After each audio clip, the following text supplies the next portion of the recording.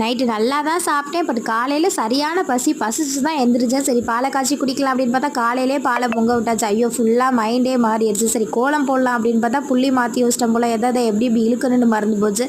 சரி கையில புளியெல்லாம் அழைச்சிட்டு நானா எடுத்து விட்டேன். ஃபைனலா நம்ம சொதப்பல் கோலம் இதுதான். கொஞ்சம் மொக்கையா போட்டாச்சு இன்னைக்கு.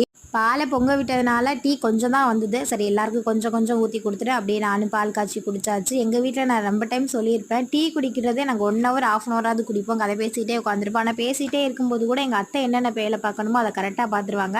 அத்தை ஒன் சைடு சாப்பாடு ரெடி பண்ணிட்டாங்க. நேற்று வச்ச மீன் குழம்பு நேற்றே செம்ம டேஸ்ட்டாக இருந்தது. நைட்டு வச்ச குழம்பு இன்றைக்கி காலையில் சூடு பண்ணி சாப்பிட்டா செம்மையாக இருக்கும்.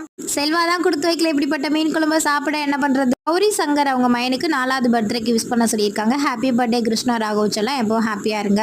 இன்னைக்கு காலையில என்னன்னு தெரியல, பயங்கரமாக தூக்கம் வருது. கொஞ்சம் நேரம் தூங்குவோம். ஃபர்ஸ்ட் டைமாக கமெண்ட்ஸ்லாம் படித்து ஒரு வீடியோ போடலாம் அப்படின்னு ட்ரை பண்ணியிருக்கேன். கீழே லிங்க் கொடுத்துருக்கேன். எல்லாரும் போய் வீடியோ பாருங்க. கொஞ்சம் லென்த்தாக இருக்கும், கொஞ்சம் அட்ஜஸ்ட் பண்ணி